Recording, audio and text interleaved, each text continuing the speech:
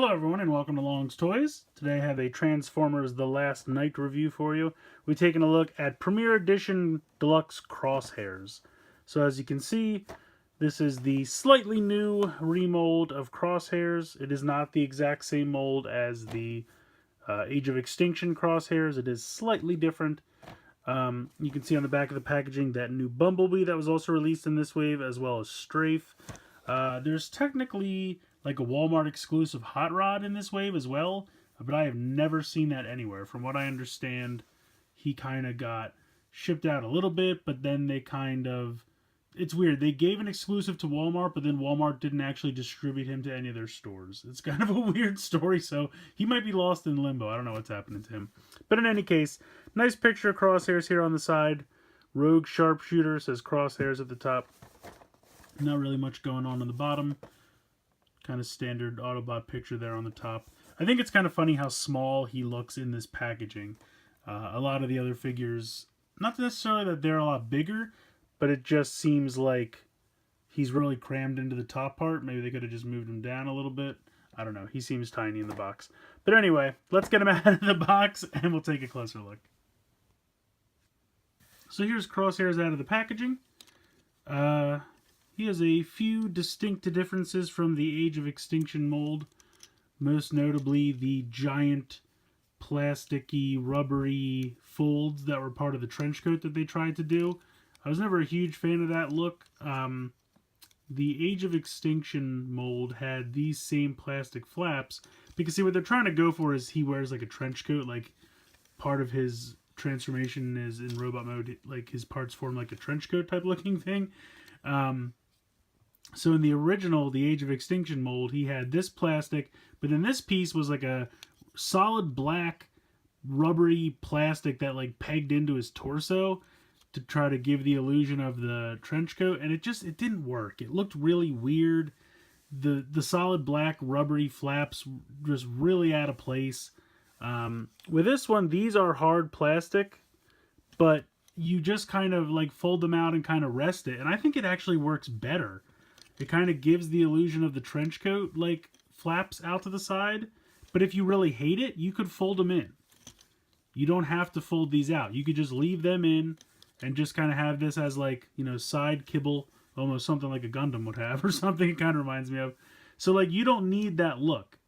And with the plastic ones on the last mold, you didn't really have that option because even if you tried to tuck them in, they were so unwieldy and thick and just giant black rubbery plastic that there was no hiding them. So I think it looks cool flipping these out because, like I said, it just kind of rests and it just kind of works. But if you don't like that look, you can fold them in. So that's like the one big main difference for me. The other one is the kibble on the back. Again, because they were going for that trench coat look, they had it extend like all the way down to the back of the heels to kind of give the wraparound trench coat. And I don't think you need that. I just think it's better they were able to compact it a little bit more. It's on the back now. It's a little bit more up and out of the way. I think that works better. Just me personally. So I like the look of this a lot better than the Age of Extinction mold. I think it looks sharper. The other thing is, with the Age of Extinction mold, I think the heels were black or the feet were black. I think all this section here was like solid black. There's a lot more paint apps, and this just looks a lot sharper in my opinion. I think the green looks a heck of a lot better with the silver, and then you have the black here. Like before you had, this was kind of all black, like the thighs and the torso, and then you had the big black flaps up here. It's just too much black, and I think the silver really works. It really is a nice pop of color. I mean, it's a little green, especially in the arms, a little bit too much green there, but I just think overall this is it's a much nicer paint job than the Age of Extinction mold. So between the lack of the black plastic flaps here, the better paint, and the less kibble on the back, overall I think this figure is better than the Age of Extinction mold. Unfortunately, I don't have the Age of Extinction one handy to directly compare them. It's in storage somewhere, but I looked up some pictures before this review and it jogged my memory real quick. I hated those big black rubbery plastic flaps. They were pretty terrible. Let's get in close so we can take a look at the face sculpt. Nothing special, but not bad. The eyes are blue, but they're kind of so far deep in the head that it's kind of hard to see them. The head does kind of... No, I guess the head doesn't really move. I was going to say it kind of wants to turn side to side, but it almost feels like I'm going to break it off. I don't really think the head moves. It's a decent sculpt. It's a little weird. It kind of looks like he's blowing a raspberry at me, I'm not going to lie. It's got kind of like sticking his tongue out. So yeah, I don't love the head sculpt, but it's alright. I like the little Autobot symbol there. That's nice. Articulation wise, so this whole bit, and just for now I'll fold these in just to make it a little bit easier. This is one solid piece on the back. This top section is also connected to it, so this is all on the back. So that kind of hinders movement a little bit, but you can see there's a pin swivel here in the hip. There is a thigh swivel right here. It's a little bit more difficult to get these to turn inward, but you can do it. It just seems to want to swivel a lot easier to the side. You do have kind of a knee. It's a little bit weird. I'm assuming this joint has something to do with the transformation, but you can get a little bit of a back knee there. Not 90 degrees, but you can kind of get something going on back there. There's obviously this swivel, which again I think is mostly for the transformation, but gives you a little bit of ankle play. So how this works is there's right in here, and it's going to be hard to see, but in here there's a ball joint, and that is kind of the whole arm assembly. So again, if you can get this part out of the way, you can kind of move this in a little bit. You can move it back. It's a really limited ball joint. This one seems to work a little bit better on mine. So you can rotate it there, where that ball joint is in kind of the side. There's a better look at it. Right there where my thumb is. So you have a little bit of movement there. Obviously you have this, see where this pin is, you have that swivel back and forth. Then you have a kind of bicep swivel, and then you have 90 degrees in the elbow right there. And the wrist, is the wrist swivel? Yeah, the wrist swivels. So there you go. Didn't even know about that.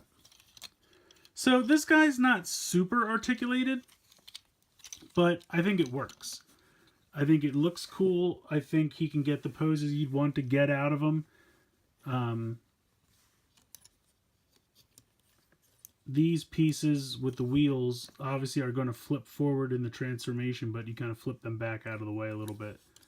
But they can also kind of hinder arm movement. So, I mean, the guy's not winning any articulation awards. I can tell you that. But I think he looks good, and I think you can get poses out of him that you want. And the other thing I appreciate, he's got really nice big heels you can see here, and that makes him stand very easily, which I appreciate. I also like the silver paint on the feet. I think that's pretty cool. So yeah, overall, I think if you never got the Age of Extinction mold, then I think this guy is definitely worth grabbing. But even if you have that one, I think the improvements to the robot mode are enough that it's worth grabbing this one, because those big rubber black flaps were so unsightly. And I understand what they were going for, but it just didn't work. So I like this robot mode. I like it a lot more than the Age of Extinction figure. But let's get into the transformation so we can take a look at the car mode. Alright, so I've gone ahead and removed the guns. The transformation is actually a little bit easier than I expected. He's a little bit of a shell former, but not quite terrible. You can start by going ahead and folding those flaps in like I showed earlier. Come to the feet and fold in those heels that I mentioned. And then you're actually going to just fold the toes up against the shins and then angle these inside towards each other, and you can see that there's a peg on each foot. Peg those together. And there you go. Sadly, you're about halfway done. You're going to come around to the back and just completely fold out the whole like hood of the car, basically. This part's going to kind of rotate back a little bit, but you can bring this down and you can kind of see where the grooves here are going to kind of fit into these like diagonal grooves. Let me get a little bit closer here. You can see what I'm talking about right there and there. So you're going to drop this down and kind of form the whole front of the car. And then you're going to bring these in and literally just drop them right into place.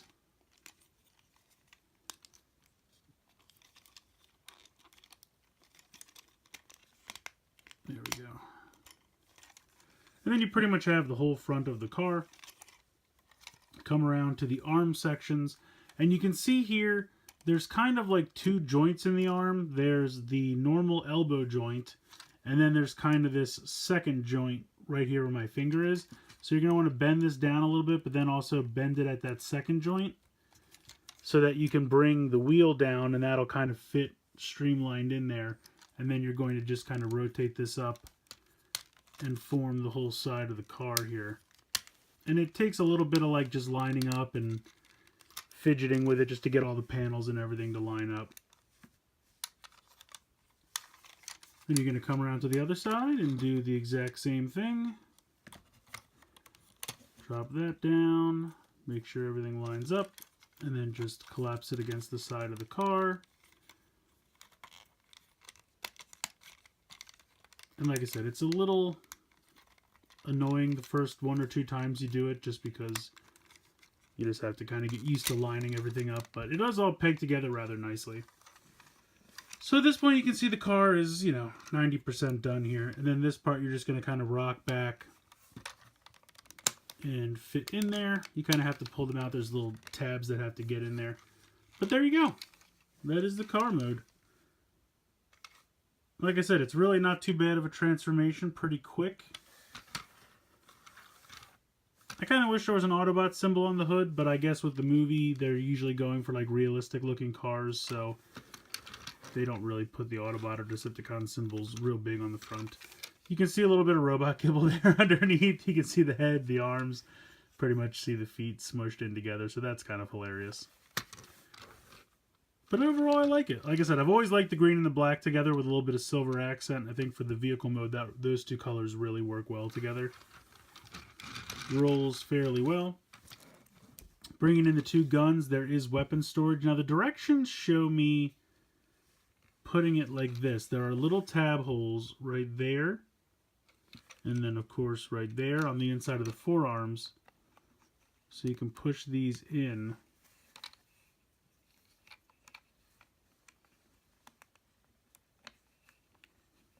Now, it's kind of funny. The directions show the barrel of the gun pointing towards his face.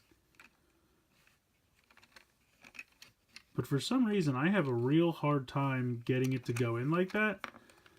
So what I do is if I do it the other way, I feel like it just lies a little flatter and against the body a little bit better, and I can get it in there.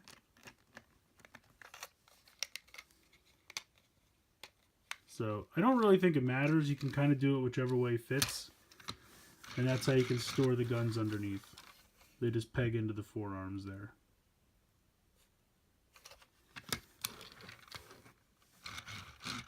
So yeah, I like this vehicle mode a lot. I'm not crazy about the spoiler. I think the spoiler like that is a little weird, in my opinion. I kind of wish it was just a straight across spoiler. But what are you going to do? Overall, I like the vehicle mode. So I like him a lot. I actually like him more than I thought I would. I didn't really know at first how much different he was from the Age of Extinction mold, but I have to say, he's different enough that I definitely think he's worth adding to your collection. Whether you had the Age of Extinction mold or you didn't, I definitely think this is the superior version. I hated those giant black flaps on the old one, so I'm really glad that those were removed. Plus, this guy's got a lot better paint applications than that other figure did, so I definitely think this guy's worth picking up. I also wanted to show off that the guns can peg on the inside of the jacket there, so you can do that as well on both sides, but for some reason mine on this side does not want to peg in at all. I don't know if that's just mine or if that's a common problem, but this one pegs in just fine. So I just wanted to show you guys that that is also a feature. Like I said, I like this guy. I don't have too much to complain about. Yes, of course, he does have, a little bit as far as limited articulation, just because he's got a lot of stuff on his back between these wheels and the other, hood of the car kibble. But I still think he's a lot of fun. I think it's a neat idea to kind of have a Transformer with a trench coat. But I think they pulled it off as best they can. Certainly better than the Age of Extinction mold. Let me know what you guys think in the comments below. Please like and share this video, and please subscribe if you haven't already. I hope you guys have enjoyed this look at Premier Edition Crosshairs, Deluxe Crosshairs from Transformers The Last Knight. And as always, guys, thank you so much for watching.